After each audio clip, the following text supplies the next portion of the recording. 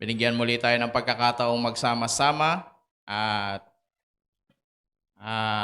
nandito din kayo, of course. At salamat din sa pagkakataon na makasama ko muli kayo, makasama kayo at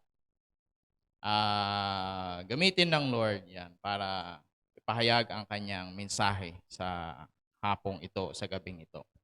Welcome po sa ating Sunday night service. Yan, sino pong may bago po ba ngayon? Bagong luma? Meron. Ilan yan? Isa? Ah, Okay na yan. At least, may pa isa-isa, may palima-lima. Di ba? Bawat gabi. Bawat gabi. Bawat linggo. Di ba? So, malaking bagay na yon. So, muli, magandang gabi at welcome po sa ating evangelistic service. Ayan. So, pasalamat tayo sa Panginoon. Ganda yung prayer ng ating song leader kanina. Kaya sabi ko, hindi na tayo magpi-pray dahil naipag-pray na. Di ba? So, ngayon ay panahon ng December. Yan. At ngayong December ay alam na natin ang pinaka mahalagang araw, di ba? Sa mga Pilipino. At sabi nga ay tayo ang pinaka mahaba ang panahon ng celebration ng Christmas. Di ba?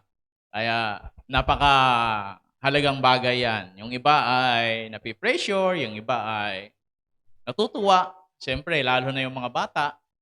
Ako noon, naranasan ko pa. Dahil siyempre, binata pa ako, single. Di ba? Talagang nag-ipon ako para sa mga inaanak ko. Yan. At pagdating ng alas 12 ng gabi, sinubukan kong mag-midnight snack. Mag-midnight snack. Mag-midnight market. Yan. First time, nag-ipon ako and then nag-midnight market ako. Pumunta ako doon ng 12 yata yon o 1, mga ganyan, ng ating gabi, o ng gabi. So, yan. Maganda rin naman. At least, hindi, di ba, alam niyo naman yung Divisoria noon. Grabe yung siksikan, mga ganyan, init. Pero pag midnight market pala, hindi ganun. Hindi ganun ka siksik at hindi rin ganun ka init. Kaya nag-enjoy din ako.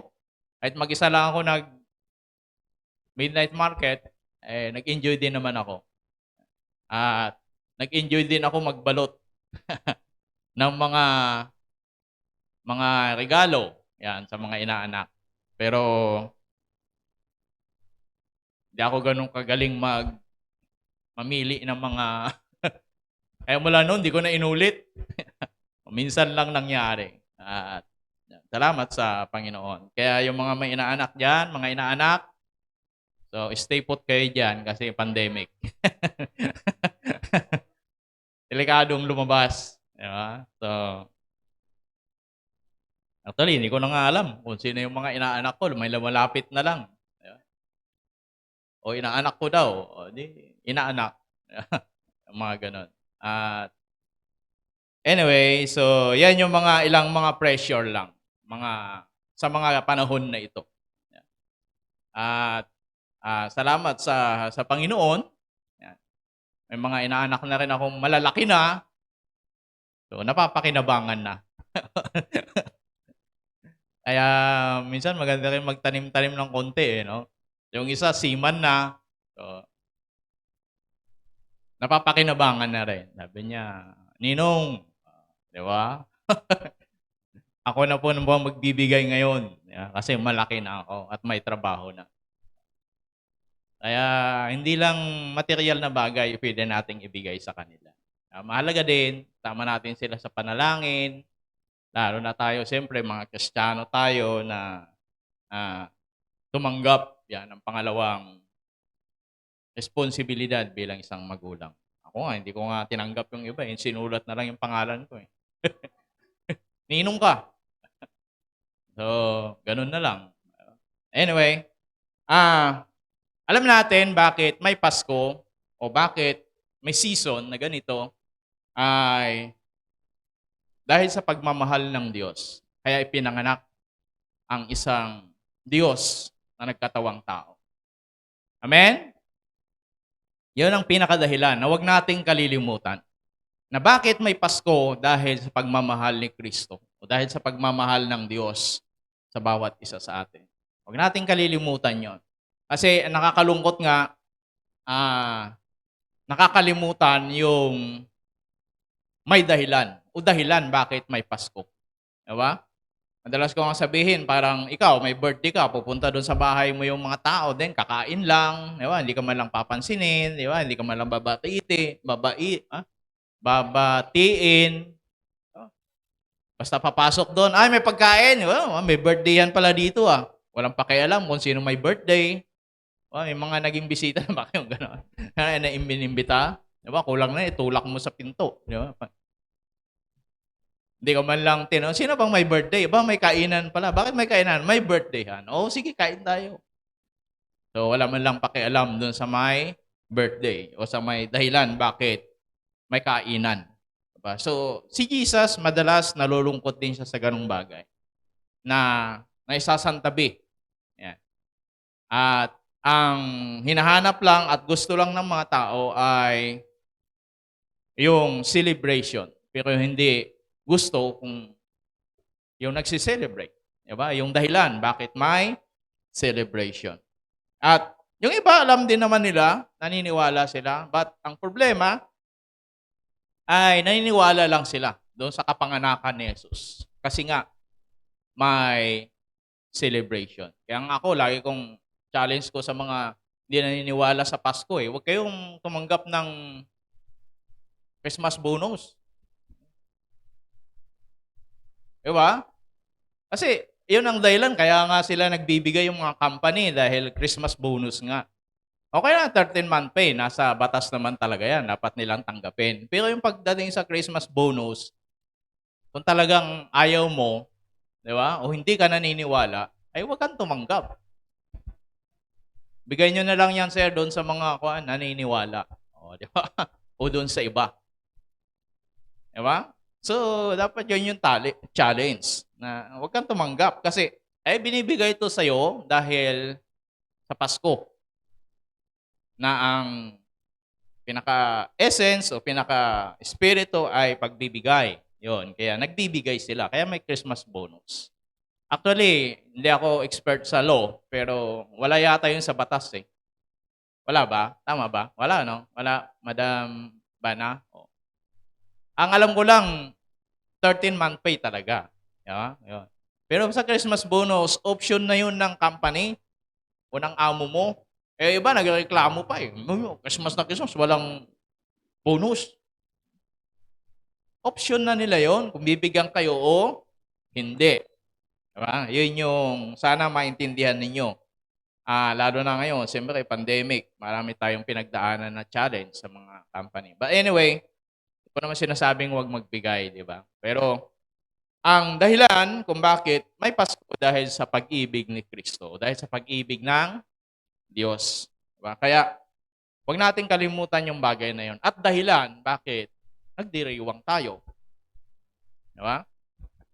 Nagaman lang magpasalamat sa Kanya, sa kaligtasan.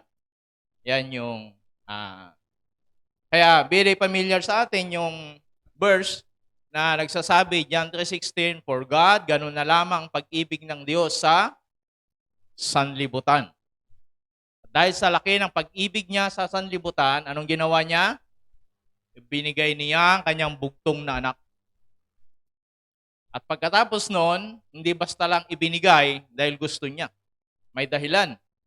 Bakit niya ibinigay?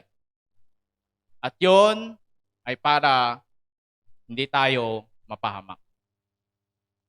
Kaya ang sinuman, sabi niya, whosoever, ang sinuman na sumampalataya, sabi niya, ay mabigyan, ay magkaroon ng buhay na walang hanggan. Sa ibang translation, ibang salin, sabi doon, hindi mapapahamak.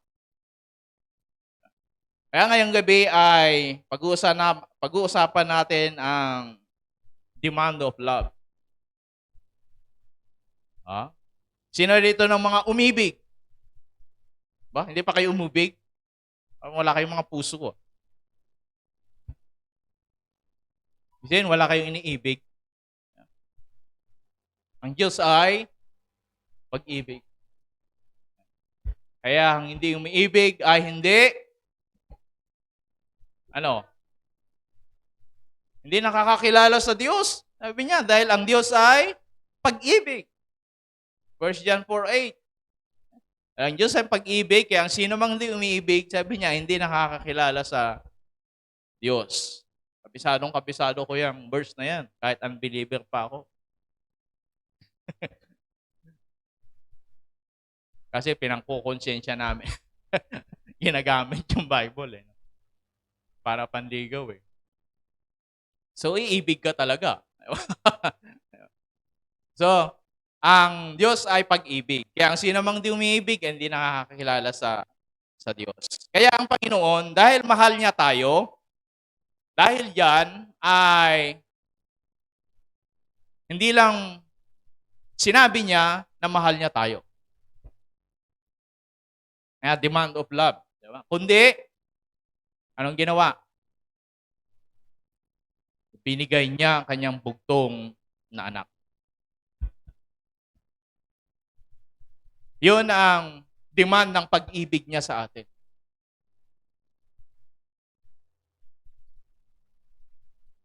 Kaya kung, siyempre sa mga magulang, kapatid, di ba, mahal na natin. Pero kung nag-iisip ka, nagpaplano kang umibig, kailangan humanda ka na rin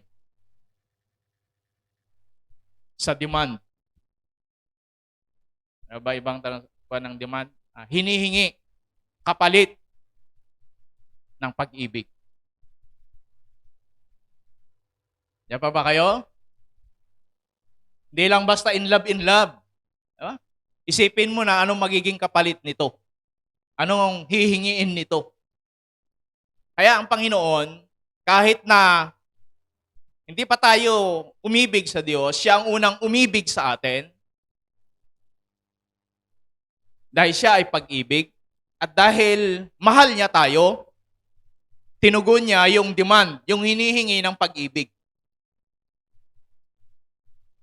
At yun ay ibigay ang kanyang bugtong na anak. Kanina nagbabasa ako ng mga iba-ibang translation o version pala ng Bible sa English, lalo na, siyempre alam natin maraming mga version ng English Bible. Maganda yung mga sinasabi ng ibang mga salin. Sabi doon, ba, hindi mapapahamak, may kapakinabangan, yung mga ganong bagay. So, this verse, ang verse na ito, tad-tad na sa atin. Pero, minsan, hindi natin nadadissect, hindi natin naiintindihan mabuti. Diba? Kaya ang tawag ng iba dyan ay heart of the Bible. Puso ng Biblia. Ito yung buhay ng Biblia. Sabi ng iba, ito yung summary ng Biblia.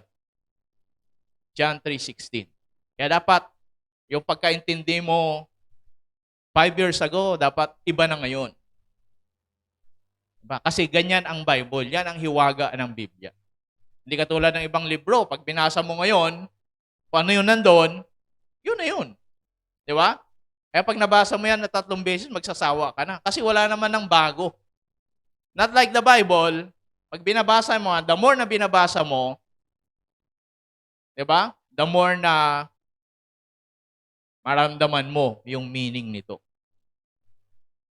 Kaya nga ang tunay na pagbabago, yung magbabago sa buhay mo, pamagitan ng salita ng Diyos, ay kapahayagan. Yan yung tinatawag na revelation, not understanding. Hindi yung maunawaan mo lang, malaman mo lang kung ano yung Biblia, kundi dapat ito, mayroon kang revelation, mayroon kang kapahayagan. Kasi yan yung itinuturo ng banal na Espiritu. Kaya nga, ito lang yung Bible o ito lang yung book. Sabi nila, nakasama mo yung author na nagbabasa, which is the Holy Spirit. Yan, pinaka-author yan. Siyempre, may mga tao siyang ginamit, di ba? Pero pag nagbabasa tayo ng Biblia, kaya kung bakit every time na basahin mo siya, di ba? Ako nga, minsan, 10 beses ko pa basahin yung isang verse. Oh, kanina, John 3:16. Hindi pa ako Kristyano, kabisado ko na yan. Pero kanina, mga 5 version yata yung binasa ko about this verse. Why? para lang mas maintindihan natin. Kasi minsan, pag nagkukuwento ka, 'di ba naranasan niyo yung gano'n? Kuwento mo nga yung kinuwento ni Kuan kasi hindi ko maintindihan. Yung bang mayroong mas maliwanag magkuwento, tama? Mas naiintindihan mo. Kagaya ni Yuki nung natapos yung Christmas party nila, ako ang sumama dahil si Jenny pumunta sa school. Pagdating ni Jenny, siyempre kinamusta niya yung yung Christmas party. Nagkuwento siya.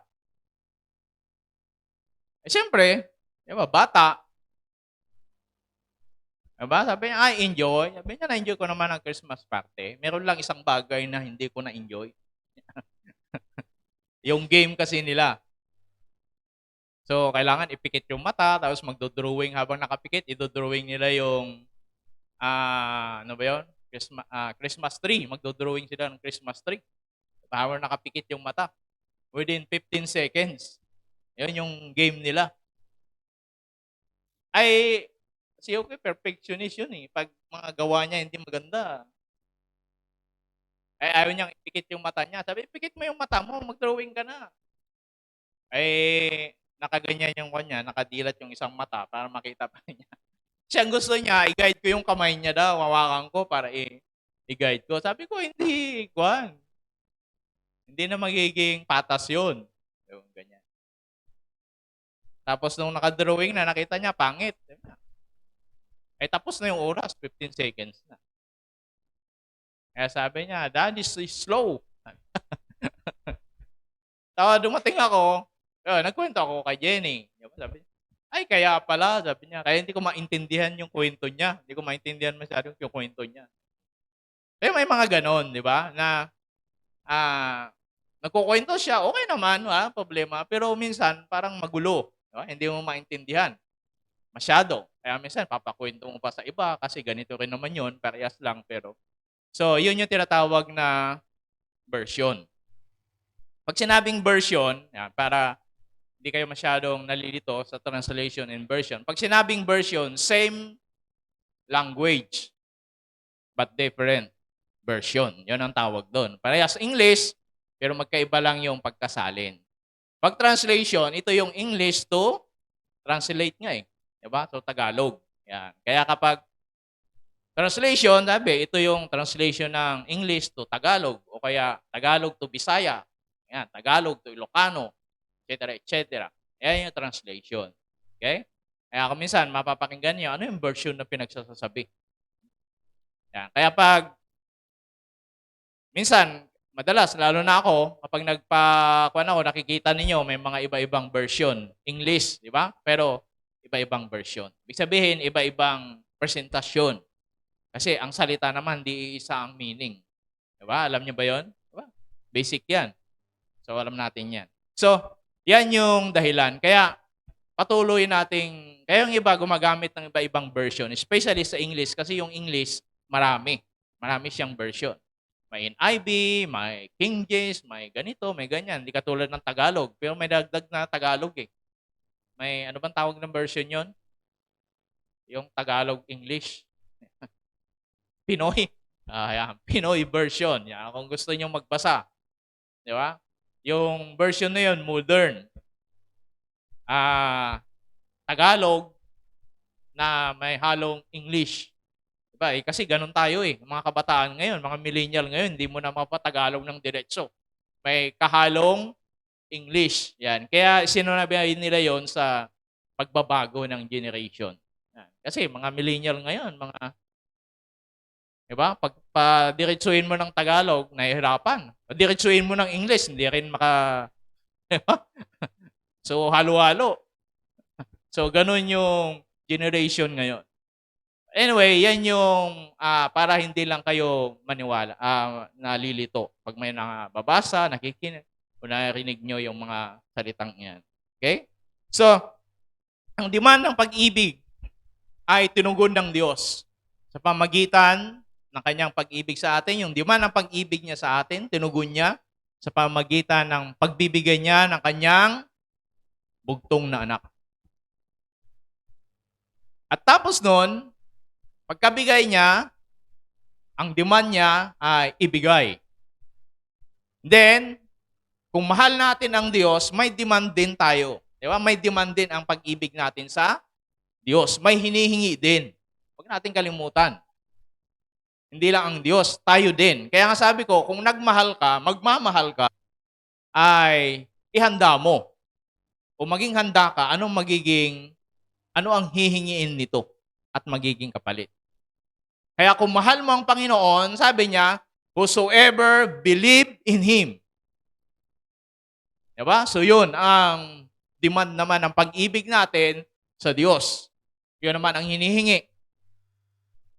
Kailangan, sabi niya, ang sino mang sumampalataya. So walang exempted dun. Lahat, ang sino man. Tandaan niyo yung salita na yan. Ang sino man, whosoever believe in Him. Ay anong mangyayari? Ito yung pinagkaiba natin, di ba? Pag tayo nagmahal, yung demand na hinihingi natin para sa atin. Tama? Kailangan masaya ako, kailangan masarap ulam, kailangan naghahanap buhay ako. Yung demand ng pag-ibig natin sa tao, ang kapalit, yung demand na yon, yung hinihingi natin na kapalit ng pag-ibig natin sa Kanya para sa ating kapakinabangan. Tama?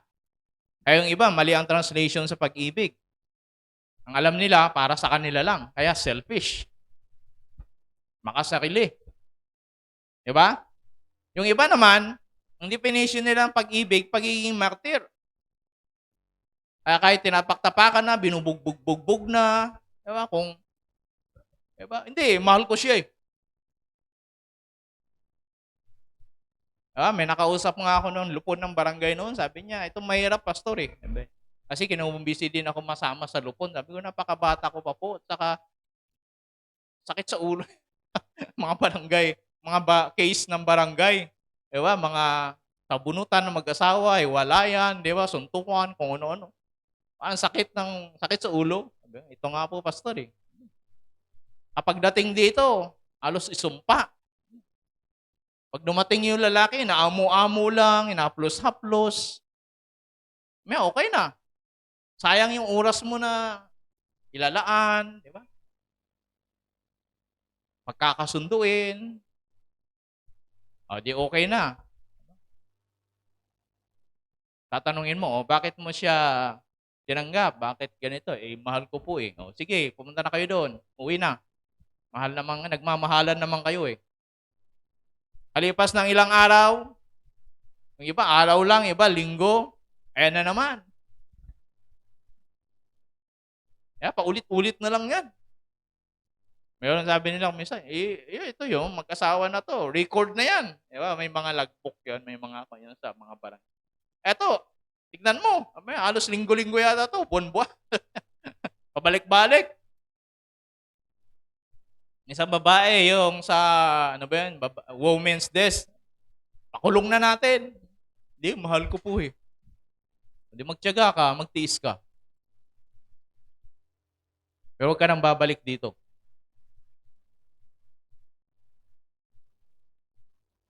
Diba? So may mga ganun naman. Extreme naman. Diba? Yung iba, sa sarili nila. Kaya yung iba, napupunta sa pagiging possessive. Gusto niya, yung mundo mo, sa kanya lang umiikot. Kasi bang ganon? Diba? Kaya kung minsan, mahal ko siya eh, pero walang mangyayari.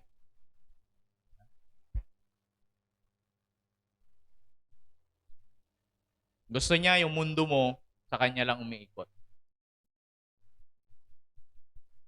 So may kanya-kanyang definition ng pag-ibig. Pero ang hindi nawawala ay yung demand ng pag-ibig. Pag hindi mo ito natugunan ng tama, masisira at hindi totoo.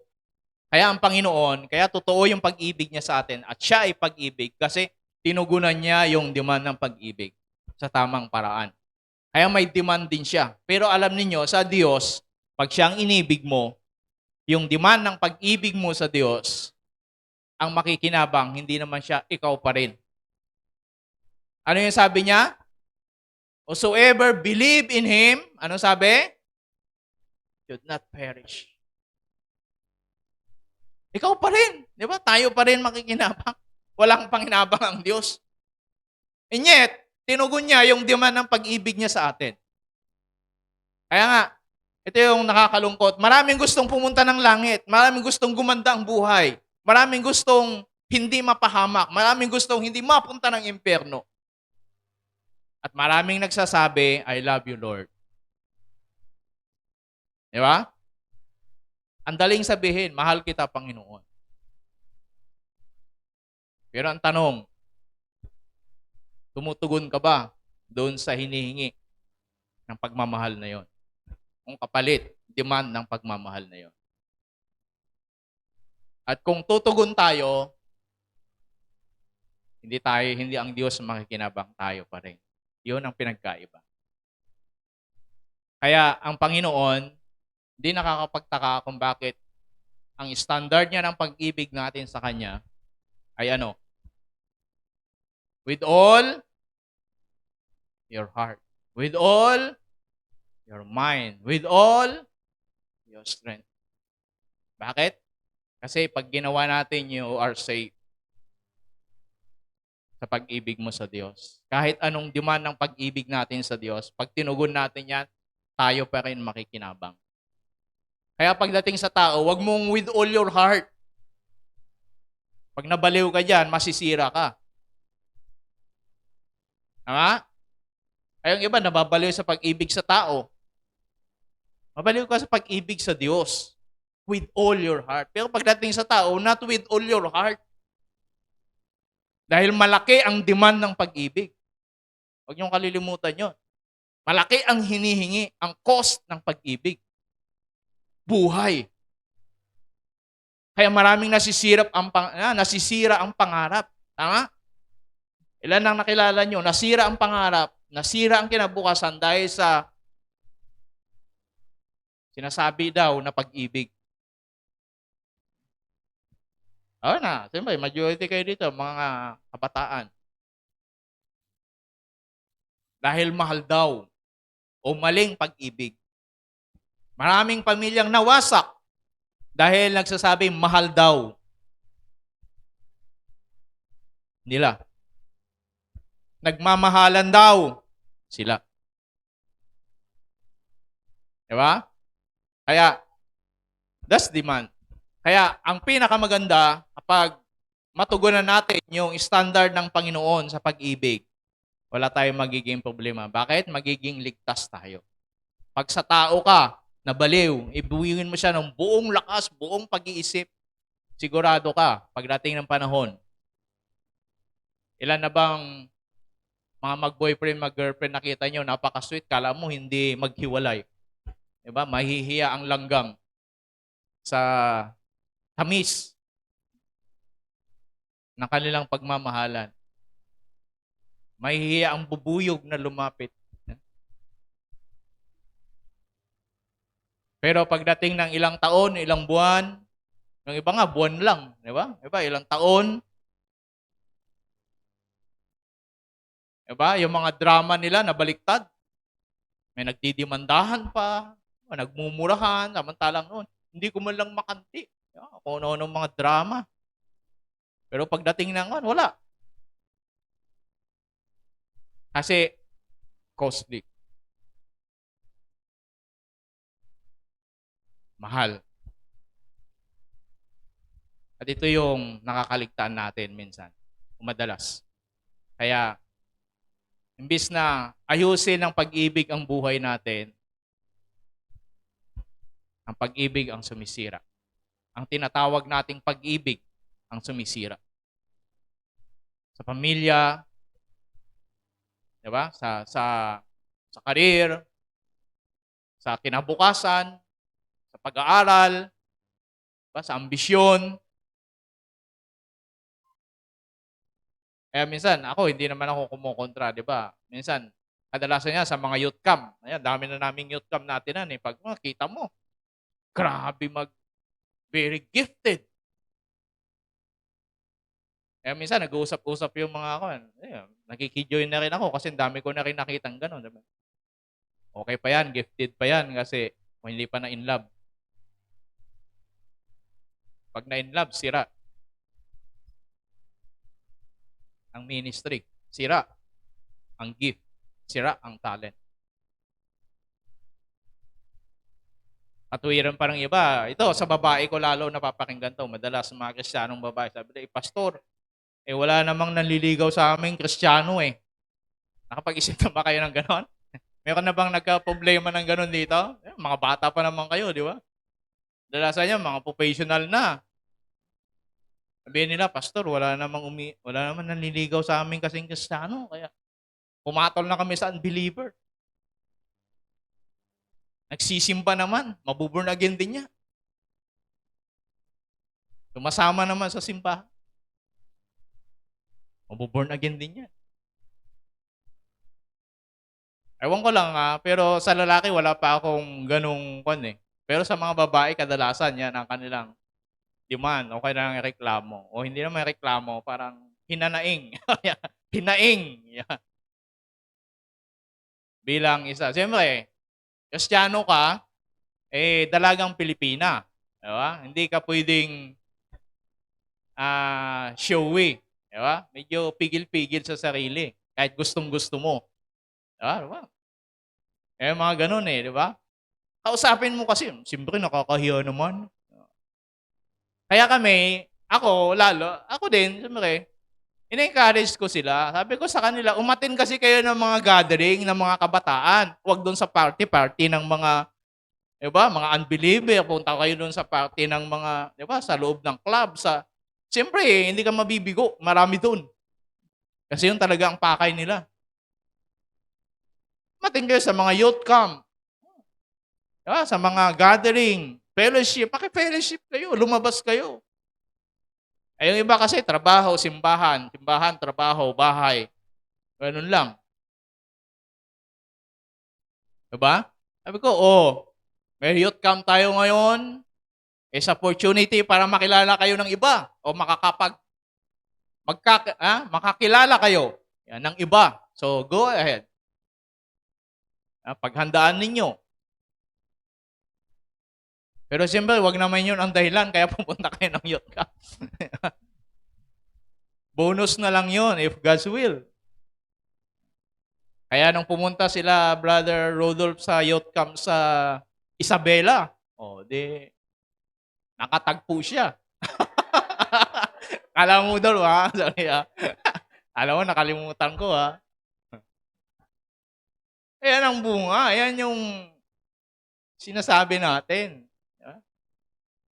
Pag may mga Christian gathering, di ba, yung post true, di ba?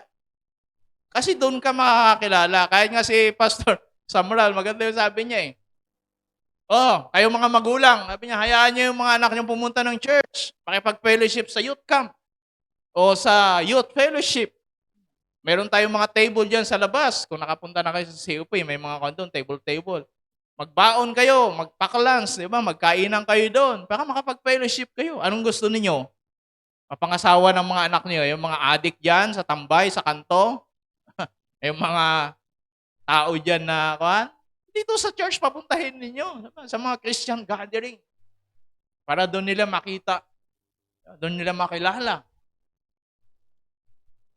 Diba? Dapat ganun.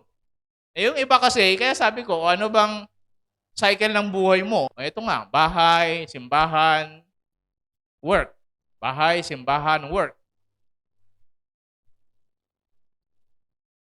Kapag may gathering tayo na ganito, sabihin nila, it's time para magpahinga. It's time to ganito, mga ganyan. So, wala. So, yun, kasi yung tanungin mo naman yung ibang lalaki, bakit hindi mo kasi nililigawan ko? Siyempre, parang sister na mga ganun.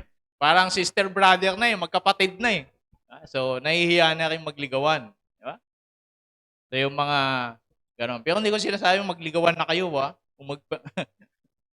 Siyempre, may tamang panahon. Kasi kahit naman nagliligawan kayo pagdating ng panahon, galing pa kayo sa isang church, di ba? Pero nasira pa. So, wag naman ganun. Anyway, lagi nating tatandaan may demand, di ba? May hinihingi. Kaya kung sabi nyo, okay, handa na akong mag-boyfriend o handa na akong magmahal, so dapat ihanda mo na rin yung kabayaran, yung kapalit. So dapat kaya mong i-handle ng tama. Amen? That's demand. Pero ulitin ko po, iba ang pag-ibig sa Diyos. Yung demand na hihingi ng pag-ibig natin sa Diyos, ulitin ko, hindi yun para sa Kanya. Para pa rin sa atin. Yun ang maganda. Kaya ulitin ko, ang standard ng Panginoon, love the Lord your God with all your heart. Pero pagdating sa tao, huwag ganun. Walang ganun. Mapapahamak ka. Bakit? Ang tao hindi perfecto. Ikaw hindi ka rin perfecto. Pero sa Diyos, ang Diyos perfecto. Ang Diyos alam niya. Tama? Diba? Kaya kung anuman ang dinidiman ng pag-ibig natin sa Panginoon, para pa rin sa atin. Ulit-ulitin ko itong sabihin sa inyo. Kasi yon ang totoo. Okay? Kaya, ang Panginoong Hesus ay dahil sa kanyang pag-ibig sa atin, marami siyang give up. Tinalikuran, isinantabi, dahil sa demand ng pag-ibig niya sa atin. Alam niyo ba yung mga yon?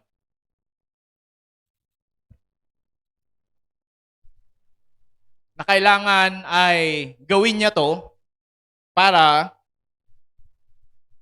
patunayan ang pag-ibig niya sa atin.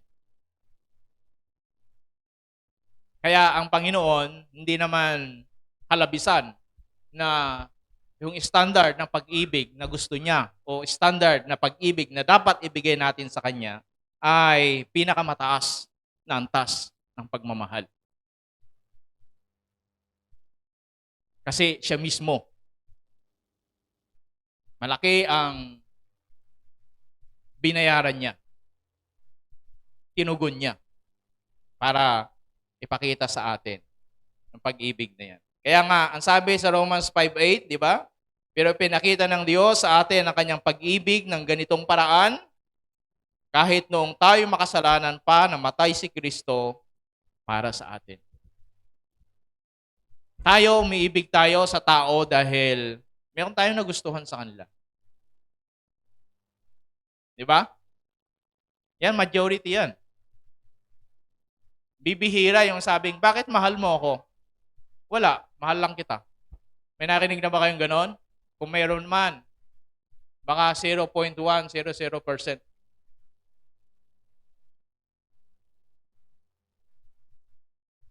Diba? Pero kung sabi niya, bakit mahal mo siya? O bakit mahal mo?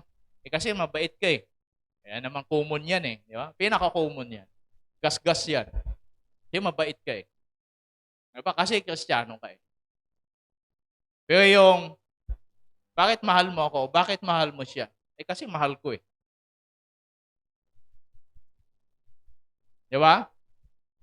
Kadalasan yan, minsan nababanggit natin. Again, sa mga kabataan minsan, sabi, bakit crush mo siya? Ang galing pumalo ng drum, pastor.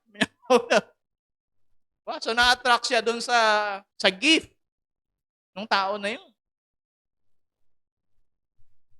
Yung isa naman, bakit crush mo siya? Galing mag-song leader. Ay, ang galing mag-song leader. Yeah, ang galing mag-song leader. Na-attract siya doon sa gift. Paano kung nawala na yon? Ang tao nandun pa rin. Ano nangyari? Hindi na siya makapag-song leader o hindi na nagsusong leader o nasira yung boses niya. Pero andun pa rin yung tao. Ay, hindi naman yung tao kasi mahal niya, yung gift niya ay nawala. Diba? Kaya yung iba, Mahal daw nila, pero dahil paldo pa yung bulsa, pag wala na yung pera, iwan na naman. Kasi hindi naman yung tao ang mahal, yung laman ng bulsa. Di ba? Ayun yung dahilan. Kaya pag nawala, yung hinahangaan niya sa tao na yun, wala na. Hindi naman kasi yung tao. Hindi yung person. Hindi yung personality ng tao. Di ba? Kaya ang Panginoon, nung minahal tayo, hindi kung kailan tayo mabait na o gwapo na. Minahal tayo ng Diyos kahit nung hindi ka pa kamahal-mahal. Hindi ka pa kaibig-ibig nung tayo'y makasalanan pa. Diba?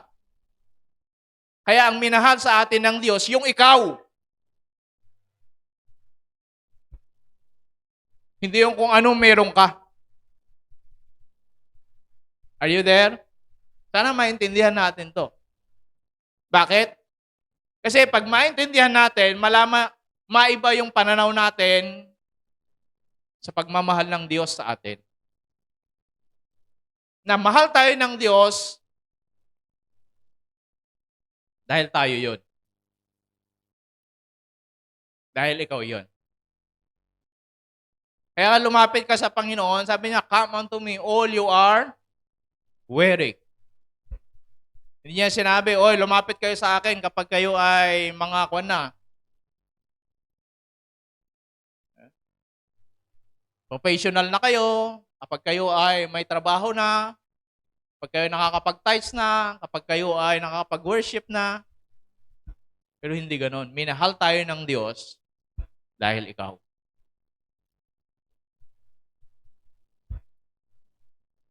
Amen? Kaya kahit makasalanan tayo, minahal na tayo ng Diyos. Kaya huwag tayong magmalaki na, ay, mahal ako ng Panginoon dahil kahit wala pa ang makasalanan, ang Diyos ay pag-ibig. Kaya may pagmamahal na. Kaya kahit pa noon, ang Diyos ay pag-ibig. Huwag natin kalilimutan yun. Di ba? Kaya ang Diyos nagmamahal sa atin hindi dahil kung anong meron ka. Mahal ka niya dahil masipag ka sa ministry, mahal ka niya dahil magaling ka sa gift na ganito, sa ganitong talent. No. Mahal ka niya dahil ikaw ay ikaw. Dahil yan ang personality mo. Kaya ang Panginoon, hindi siya galit sa'yo. Galit siya sa kasalanan na nasa iyo o nasa atin o nagagawa natin. You there? Kaya noon sa Bible School, sinasanay namin yan eh. Di ba? O kahit naman sa church dapat. Pag nagagalit tayo, hindi doon sa tao. Di ba? Doon sa ginawa niya. Kasi hindi naman siya yun eh. Di ba? Kaya ang Diyos, galit siya sa kasalanan. Kasi mahal ka niya kung sino ka. Anong personality meron ka? Anong gift mayroon ka? Anong talent mayroon ka? Hindi yun hadlang. Mahal ka ng Panginoon. At dahil diyan, ibinigay niya ang kanyang bugtong na anak. At ginawa niya ito nung panahon na hindi pa natin siya naintindihan, o hindi pa natin siya natutunang mahalin. At maraming bagay ang dahilan o give up ng Panginoong Hesus. Una, siyempre, binigay na siya, nagkatawang tao siya. So, binigay ng ating Panginoong Hesus, tinalikuran niya yung kanyang pagiging Diyos, kanyang divinity.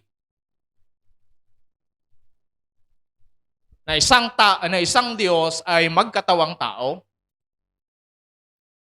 'Di ba? Ang hirap ipaliwanag. At walang makagagawang iba nun. Na yung pusa ay maging aso. Gagawin niya sa sarili niya. Ngayon, yung mga scientists, dahil makukulit ang mga utak, yun, mini-merge nila yung mga kuwan. Kaya minsan, nagiging yung aso at pusa, pinaghahalo yung mga genes nila, mga ganyan. So, yun, nakakabuo sila ng ibang hayop. Yung mga ganun.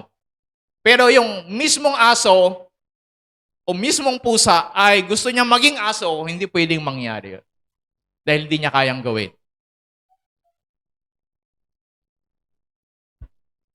Yan pa ba kayo? Kaya tayo din, kung nilikha ka ng Diyos, kung sino ka, huwag mong ipalit. Huwag mong palitin. Huwag mong palitan. Di ba? Kung anong gender mayroon ka, kung anong mahal ka ng Diyos kung sino ka. Huwag mong kailangan gayahin yung iba. Ay, ganito siya tumayo. Dahil bless siya ni Lord, dapat ganito rin ako. Pagpapalain ka ng Diyos kung sino ka at ano ka. Dahil mahal ka ng Diyos. Hindi mo kailangan maging katulad ni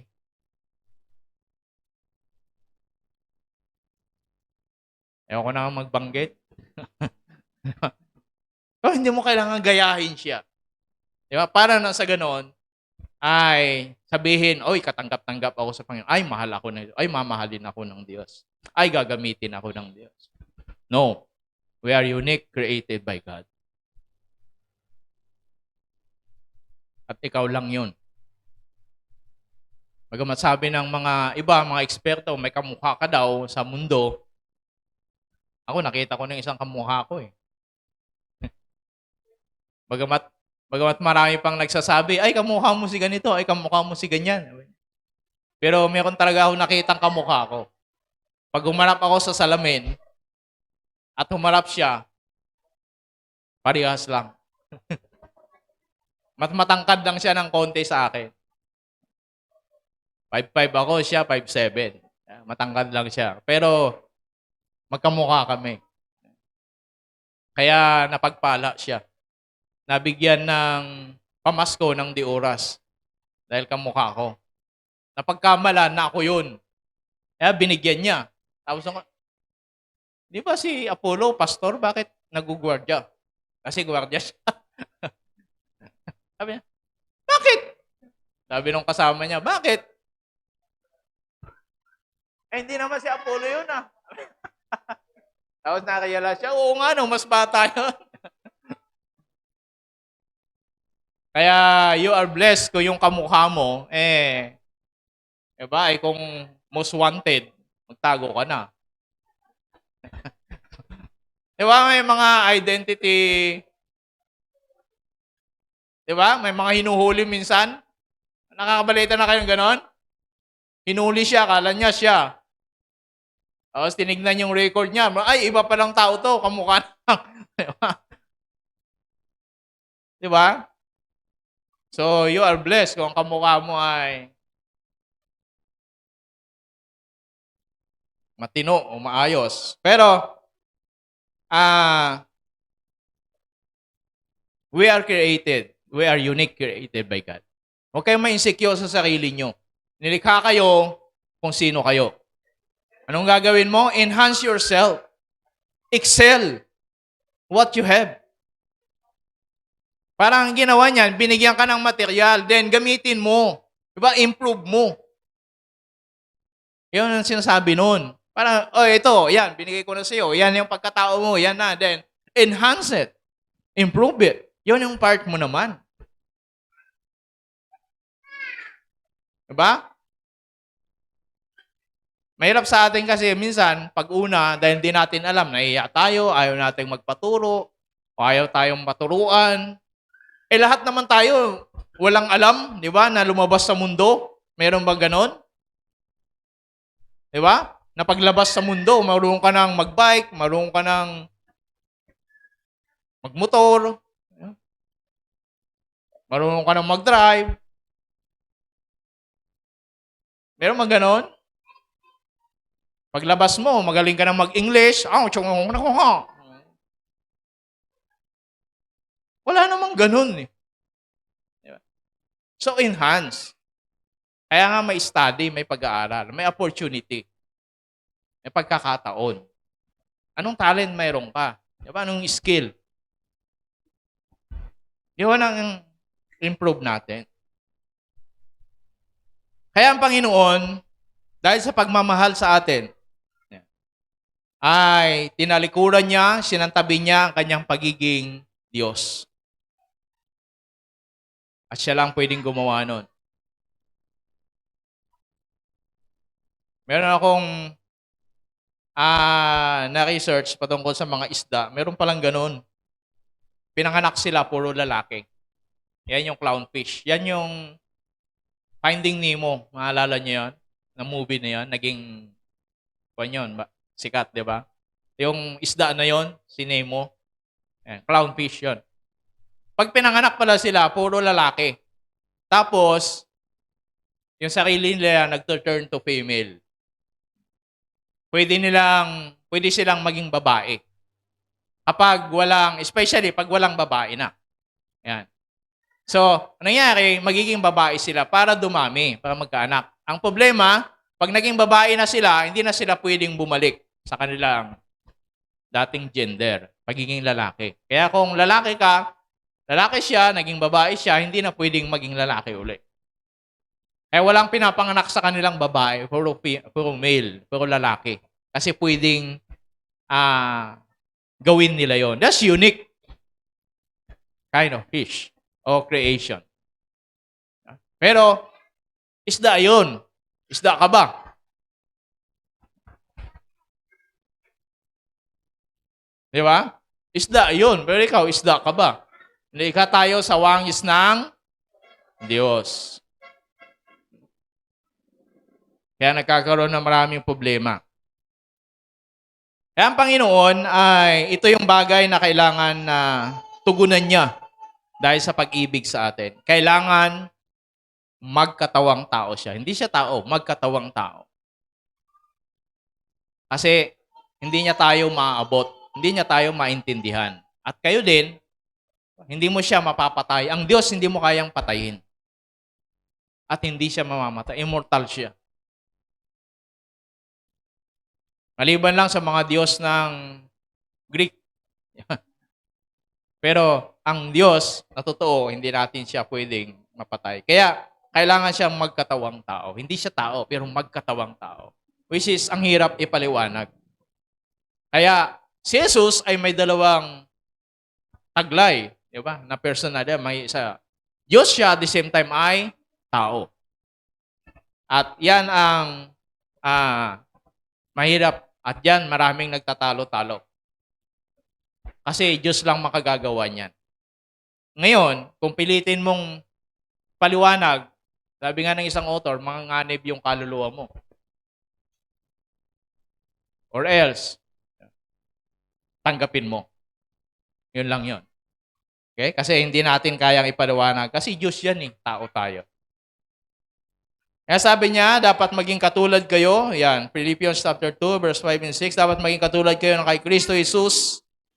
Ang pananaw nyo, kahit na nasa kanya ang katangian ng Diyos, hindi niya itinuring na ang pagiging kapantay ng Diyos bilang isang bagay na dapat panghawakan. Yan. So, kasi yun yung demand ng pag-ibig niya sa atin. So, kailangan niyang gawin. Mapanganib, pero kailangan.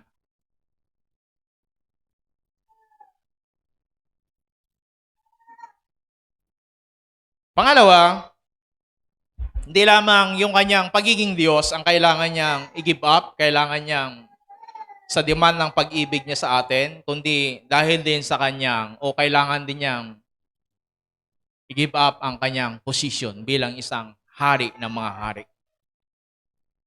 The King of Kings and Lord of Lords. Kaya may awit tayo yung nung una talagang nababagbag talaga yung kalooban ko sa awit na yan. Lalo na yung linya na yon. Yung sabi niya, Darling of Heaven, Crucify. Nung una, hindi ko masyadong dinamdam. Pero nung inalam ko yung ibig sabihin ng darling, kaya bakit sabing Darling of Heaven, Crucify? Ano na yon? Heaven, crucify. Above all, no? Nung una, hindi ko masyadong nadamdam yon. Kasi, darling. Kaya lang, na-curious ako, sabi ko, Darling of Heaven, crucify. Bakit darling? Yung pala, pag sinabing darling, yeah, you're very special. Para bang ikaw yung apple of the eye ng lahat. At kung kan ba, parang wala man lang pwedeng dumapo sa'yo kahit langaw, lamok, ganun ka inaalagaan ng lahat. Kaya pag sabing darling pala sa kanila, hindi lang yung iisa yung nagmamahal sa'yo, lahat, buo. Kaya sinasamba siya ng lasalaksang mga anghel. Sabi doon, nung ipanganak siya bilang isang tao, sinundan pa rin siya. Di ba? Sabi doon, mga anghel sumamba sa kanya. Ganun katindi. And yet, he crucified. Kailangan niyang iwanan, kailangan niyang talikuran yung posisyon na yun. Tayo minsan, pag-ibig natin, ang demand niya is our comfort zone. Tama? Mahal mo ang Diyos. Gustong-gusto mong mag-Facebook, gustong-gusto mong maglaro, yan ang comfort zone mo eh. Pero kailangan mong mag-pray, kailangan mong mag-worship. Sabihin, kailangan mong mag-quality time. Kailangan nating mag-quality time. Yan, that's demand ng pag-ibig natin. Dahil mahal natin ang Diyos, we do it. Kapalit ng ating comfort time o comfort zone.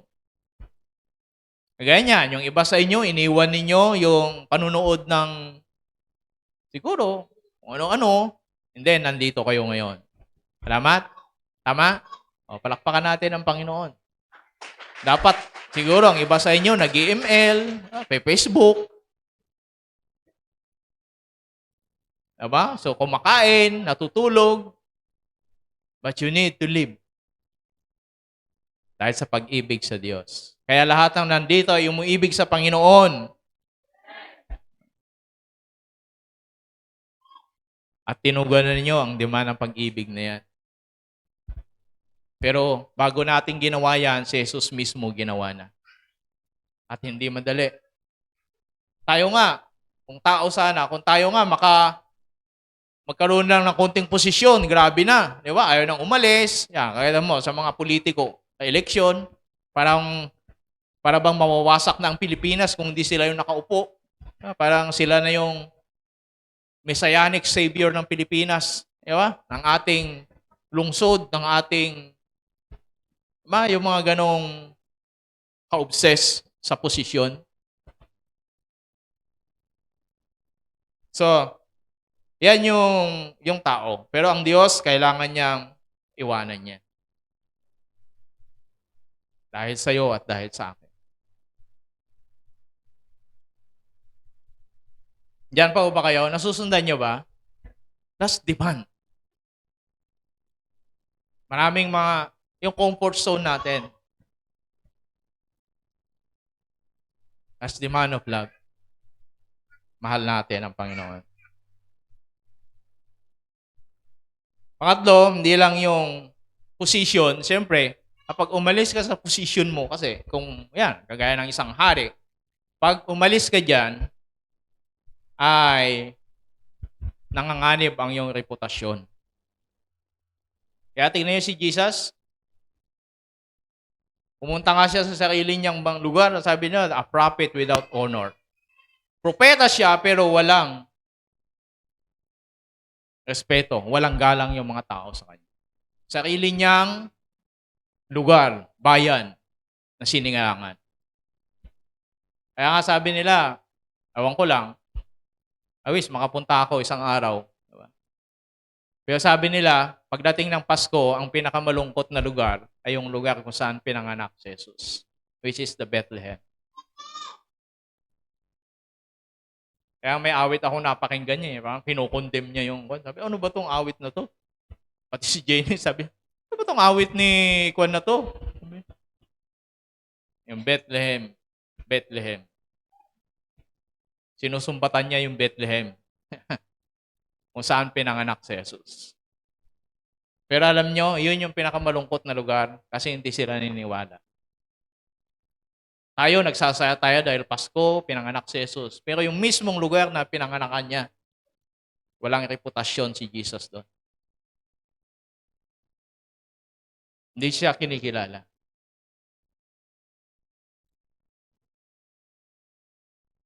Alam niyo, isa sa mahirap i-give up, lalo na sa ating mga tao minsan. Lalo na kung may pride ka, reputasyon, pride. Diba? Kahit ano nang mangyari, basta iniingatan ko to. Oo. Kaya si Jesus sabi niya, sana maging ganito kayo. Ganito yung pananaw ninyo, pag-iisip nyo, katulad ni Kristo. Bagamat siya ay Diyos, hindi niya pinanghawakan yung kanyang pagiging Diyos. Kaya si Jesus nung pumunta sa lupa, nakisalamuha siya sa mga tao. Hindi naman siya very special na tao. 'Di ba? Na pinapalabas doon sa mga movie minsan o kaya sa mga palabas na may hello dito, 'di ba? May kakaibang. Hindi ganoon. Normal din siya. Nakikisalamuha siya na normal na tao din. Kaya nga yung iba hindi siya kilala. Alala nyo, kahit nga nung hulihin siya, hindi kilala ng mga soldier na huhuli sa kanya. Kaya sabi ni Judas, anong sabi niya? Pinagkanulo niya sa isang halik. Oh, delikado. Huwag kang pahalik-halik dyan. Pinagkanulo niya sa isang halik. Bakit? Kasi hindi nila kilala sinong huhulihin nila. Kayo maniniwala sa mga myth, mga kung ano-ano na si Jesus ay kakaiba, si Jesus ay ganito. Hindi nga kilala ng mga tao eh. Kahit naglalakad sila, dinidikdik nga siya eh. Di ba? Kaya sabi ng mga alagad, sino humipo sa akin? Sabi niya, pambihira naman Lord, pambihira naman Master. Sa atin siguro, pambihira naman Pastor. Nagayong sisiksikan, itatanong ka pa kung sino dumidikdik sa'yo o humipo sa'yo. Talagang dami na niyan. Siksikan dito. Hindi siya special. Hindi siya, di ba? Hindi katulad ng ibang mga religious leader. Di ba? Parang untouchable, parang hindi mo siya pwedeng, kasi kakaiba siya. Bakit? Yan, kulang na lang sambahin, di ba? Halikan yung kamay, yung paa. Di ba? Si Jesus nga, siya yung naghugas ng paa. Di ba? Pero mga religious leader, siya yung gustong, di ba? So, ganun si Jesus. Ibig sabihin, yung reputasyon niya, di ba? Bilang isang hari ng mga hari, Diyos na nagkatawang tao, isinantabi niya. Di ba? Tayo ako minsan, wag mo akong ganyan eh, nakakuan ako. Congressman ako. O, ganito ako. Mo ganyan-ganyan eh, pastor ako. Reverend ako. Meron kaming naranasan noon, sabi niya. Ano pong pangalan nyo? Tinanong ko ganyan kasi doon kami sa entrance. Tinatanong namin, lalagyan namin ng ganyan. Ako tagtatanong, may tagasulat. Doon sa, anong pangalan po ninyo? Sinabi yung pangalan. Pastor. Sabi, napakinggan niya. Sabi, oy, hindi ako pastor, reverend ako. Nanliit ako. Nahiya ako. Sabi, uy, mali pa. Mali pala. Reverend, ilagay mo. Hindi pastor. Hindi pala pastor.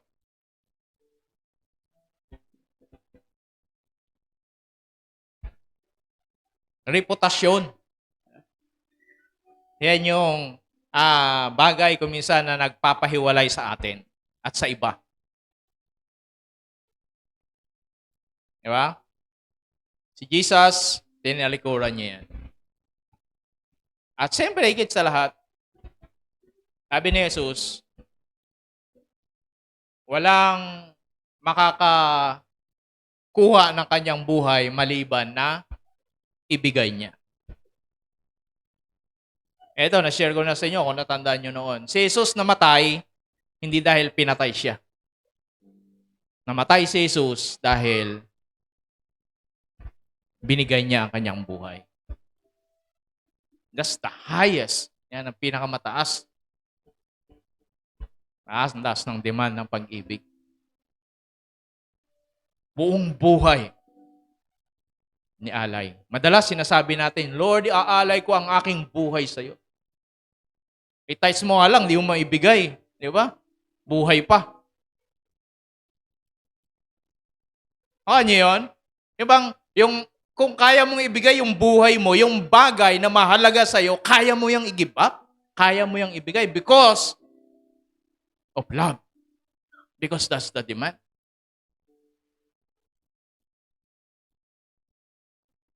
Minsan, sorry pero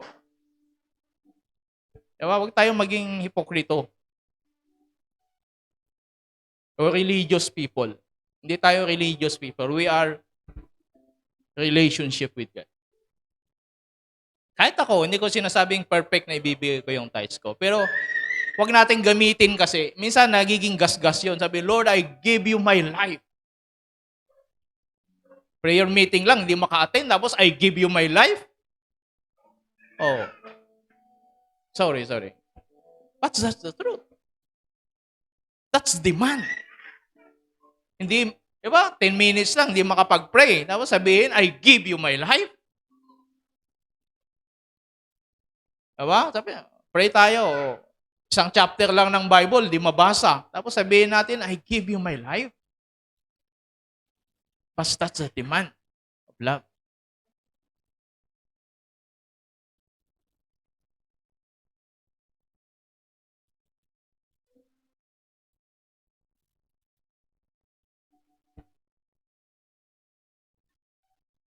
Amen?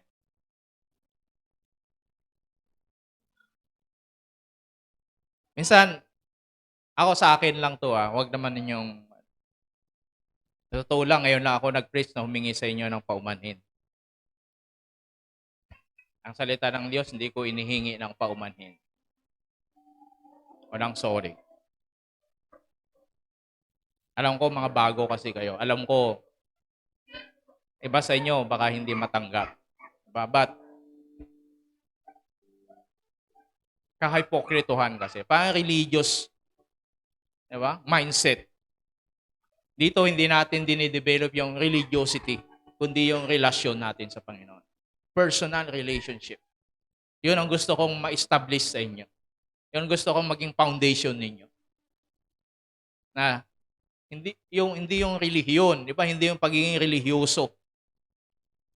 Na bukang bibig ang panalangin, bukang bibig ang praise the Lord. Diba? Hindi ganun. We are not religious people. We are Christian. We are, diba? Relationship with God. So, some of you, sabi ko mga bago, dapat ito yung maging pundasyon natin. Amen? Huwag natin gawing sangkalan yung salitang, Lord, ibibigay ko sa iyo ang buhay ko. Di ba? Pero, I'm not a perfect person. Marami na akong pagkukulang. Aminin ko yan sa inyo. Pero walang lang, di ba? Ang kinukuha ko lang, sana maintindihan ninyo, hindi tayo relihiyosong tao. Hindi natin i-develop yung gano'n o i-mindset na tayo relihiyoso. Kundi, dapat yung may relasyon sa Panginoon. Kristiyano na nagmamahal sa Diyos. Amen? Isang tao, babae, lalaki na nagmamahal sa Diyos. Hindi mga relihiyoso lang. Diba? So, yan yung bagay na wag nating kalilimutan. Jesus gave His life. Binigay niya yung buo. Yan yung pinakamataas. Kaya sabi, ransom, pantubos sa ating mga kasalanan. Tinubos tayo ng buhay ng dugo ni Kristo. Dahil mahal tayo. Hindi niya lang sinabi, mahal ko kayo mga tao sa mundo. Then, wala siyang ginawa. But He paid the price. Binayaran niya yung halaga. Na kahit naman di niya gawin, pwede naman. Diyos pa rin naman siya. Wala namang mawawala sa Kanya. Alam niyo ba yon? Hindi natin utang na loob na namatay si Jesus para sa atin dahil mahal niya tayo. Hindi niya pala utang na loob. Utang na loob natin yun. Hindi yun kasiyahan sa kanya. Sakripisyo nga yun eh. Kasi love demands sacrifice. Sakripisyo niya yun. Pero hindi yun para sa kanya pare. Para sa atin. Because he loves us. Kaya, sana maisip natin. Diba? Kaya hindi ko na kayo hahamunin. Nasa sa inyo na yan. Ano ba ang kaya mong i-give up para sa pag-ibig sa Diyos? Diba? It's a matter of personal ninyo sa Diyos. Hindi na tayo kailangang magpasulat pa dito. At sisingilin ko kayo isang araw. Kundi, relasyon nyo na yan sa Panginoon.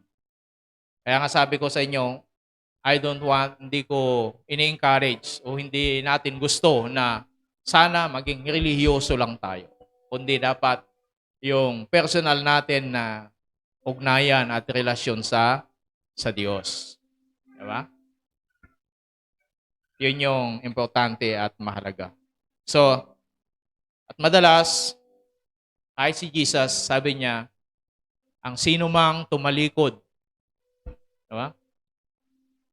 Ng kanyang buhay, ng kanyang pamilya, ng kung ano-ano, sabi niya ay hindi tatanggap ng 100 beses.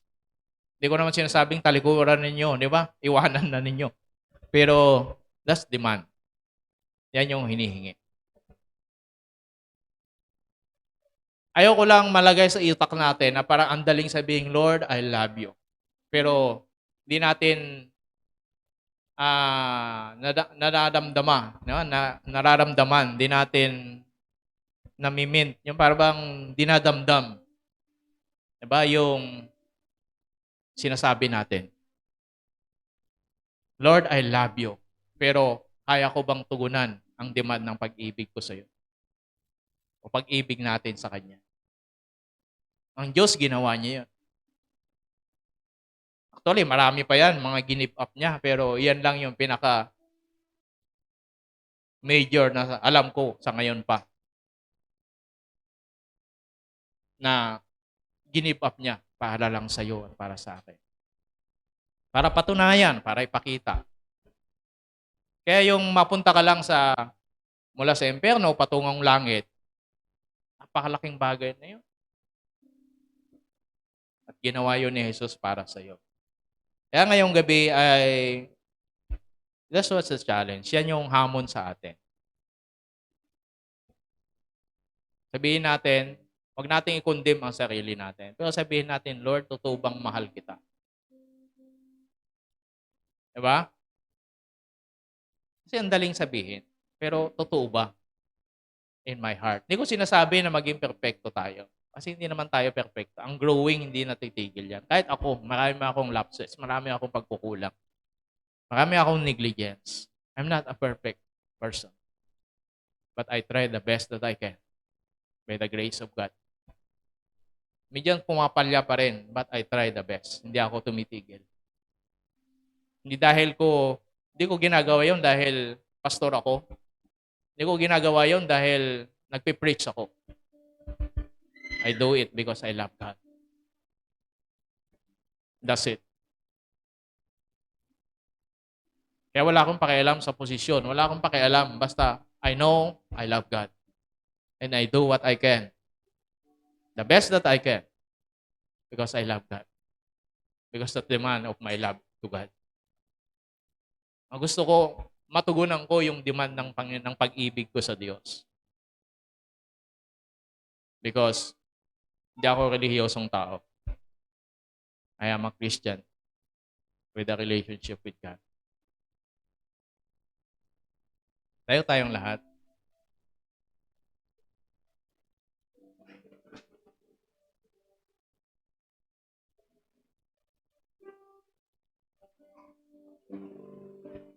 Sige, yoko po tayo at patuloy nating meditate ang mensahe ng Panginoon. Let God speak. Hayaan nating mangusap siya sa atin. Ito madalas kong sinasabi. Kaya hindi natin naramdaman, hindi natin napapakinggan ang Diyos kasi sarado yung pag-iisip natin.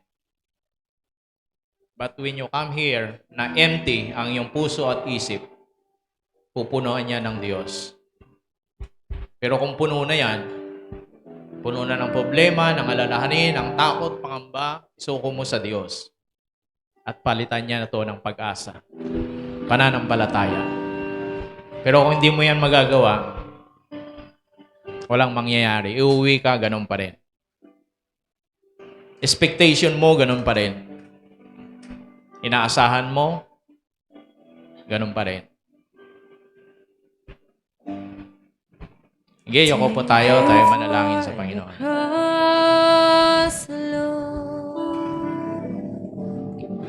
Thank you for the price you paid, bearing all my sin and shame. In love you came and gave amazing grace. Thank you for this love, Lord. Thank you for the nail-pierced hands.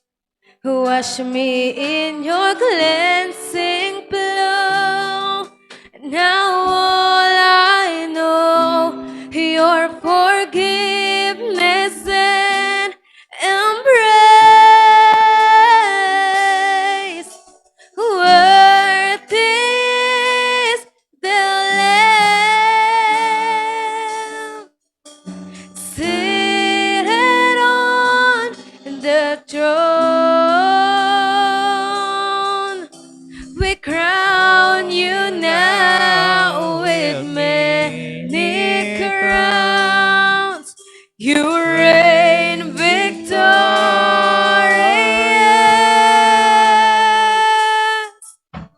high and lifted up.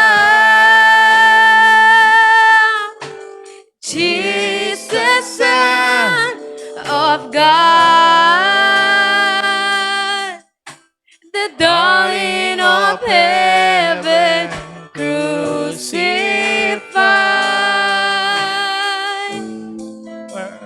Worthy is the Lamb. Worthy is the Lamb. Worthy is the Lamb.